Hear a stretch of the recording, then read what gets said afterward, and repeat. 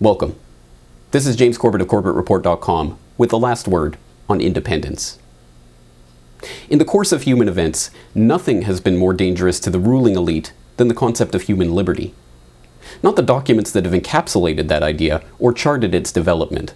Not the Magna Carta, not the Declaration of Independence, not the Emancipation Proclamation, nor any of the other pieces of paper upon which the idea of liberty has been set down, but the idea itself. That humans are born equal, that there are inalienable rights that no self-proclaimed authority is ever justified in attempting to usurp under whatever pretense, that our life, our liberty, and our property are inviolable, and that it is our duty to resist those who seek to violate them. These are the truths that we hold to be self-evident here, now, in the 21st century, blessed as we are to stand on the shoulders of the philosophical giants who had the vision of foresight to realize that tyranny is not the natural state of humanity, and the courage of their convictions to fight and die for those beliefs. This idea has been dangerous to those who seek to dominate others precisely because it is an idea, a fire in the minds of men that once loosed upon the world can never be put out.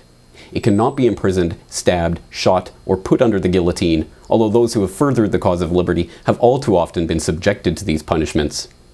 The documents upon which it is inscribed can be ignored, revised, or destroyed altogether, but the idea itself is as immutable as the inalienable rights it upholds.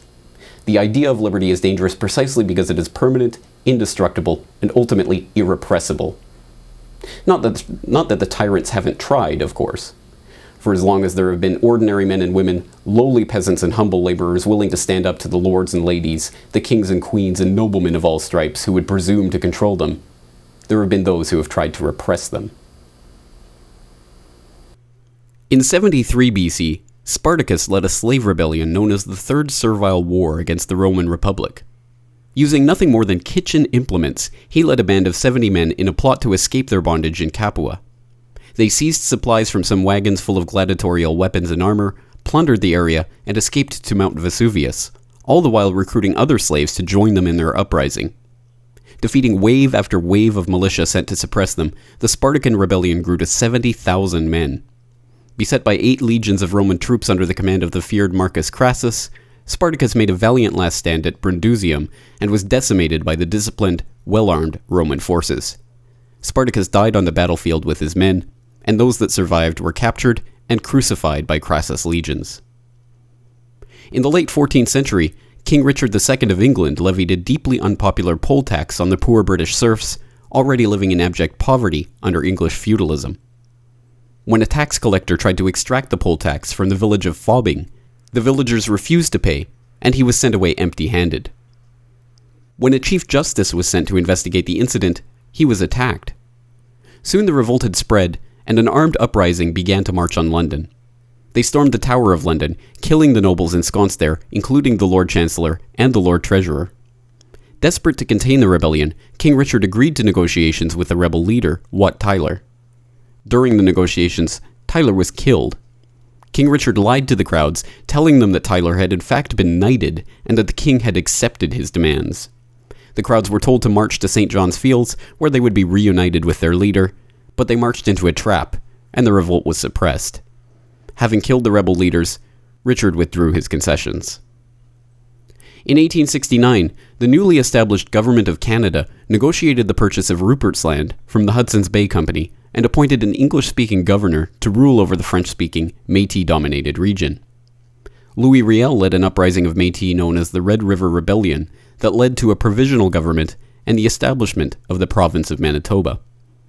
As a condition of the entry of Manitoba into Confederation, the Riel-led rebellion drafted a list of rights for the people of the territory that established their right to their own legislature, the right to elect their own sheriffs, magistrates, constables, and other officials, the right to a full representation in the Canadian Parliament, and the right to all privileges and customs at the time of the transfer. Riel was banished to the US for his part in what the Government of Canada branded a treasonous act, and when he returned to lead a new rebellion in the 1880s, he was eventually captured and hung by the Canadian government. The annals of history suffer from no shortage of martyrs in the pursuit of human liberty. They have come from every race, every creed, every corner of the globe, and every walk of life. But they have all been united in a passion for freedom and a pursuit for those ideals which are anathema to the tyrants. that we are all equal, and that no official in whatever office, dressed in whatever uniform, or claiming to speak with whatever authority, can take away our right to life, liberty, or property. But the tyrants of the 21st century are not stupid, and it cannot be said that they suffer from the same delusions of their ideological forefathers, that the idea of human liberty can be suppressed by the barrel of a gun.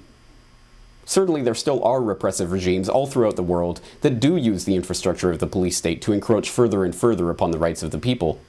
But more insidious by far are the ways that modern information warfare are used to convince people that their slavery is in fact their freedom. That the answer to the problems created by centralized forms of control is in fact even further centralization of control, and that our independence finds its fullest expression in our dependence on these systems of control. In our modern context, we have watched as the world has been brought to the brink of economic collapse by the concerted attempts to subsume local sovereignty into regional, supranational governments and organizations. We've witnessed the destruction of national economies by groups of political pirates who have squandered away their own country's finances for their personal enrichment, and then run to the IMF for the privilege of selling their country into debt bondage to the financiers and vulture capitalists who are all too willing to buy up national infrastructure for pennies on the euro. We have watched as our so-called leaders have led us into the war after war without seeking declarations of war from our elected representatives, but based on ill-defined mandates of international bodies that we have not created and in which we have no say, like the UN and NATO. And in each case where these activities have left us more impoverished and more enslaved than before, we are told that the answer is to allow these same leaders and authorities even more power over our lives. The Europeans are arguing that the answer to the collapse of the euro is to strengthen the financial institution of the EU, including the creation of a European finance ministry with the power to intervene in the economies of individual member states.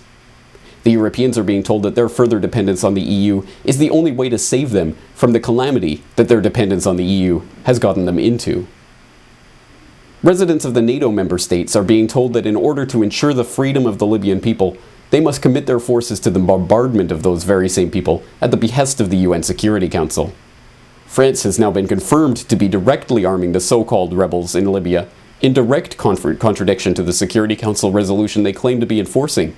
But that fact goes unnoticed in the establishment media, and the war continues against the wishes of the vast majority of the people. Those who are seeking to once again claim their independence from the system and to stake out for themselves those rights that our forefathers and foremothers fought and died for are now being dubbed extremists and socially demonized for their refusal to go along with their own enslavement. Those who grow their own gardens to free themselves from dependence on the big multinational food conglomerates are portrayed as wackos. Those who invest in precious metals against the devaluation of the debt-based, fractional reserve, derivative-backed, central bank-issued funny money that serves as the basis of our system of economic dependence are deemed kooks. Those who refuse to recognize the authority of the government to impose limits on their inalienable human rights to freedom from unlawful searches and seizures, and even freedom from violation of their own bodies, are branded dangerous subversives. And now, as another Independence Day comes and goes in the United States of America, and as we watch the political puppets of all stripes line up to pay lip service to the ideals of human freedom, it's time once again for the people the world over to ask themselves if they will stand with the ideals enshrined by Thomas Jefferson in the Declaration of Independence in 1776, that when a long train of abuses and usurpations pursuing invariably the same object evinces a design to reduce them under absolute despotism, it is their right, it is their duty to throw off such government and to provide new guards for their future security. Because in reality, our liberty is not a vague concept that we can reaffirm on occasion as it suits us. It is a choice that we make each and every day to live in independence or in slavery. Every day is Independence Day. For the Corbett Report in Western Japan, I am James Corbett.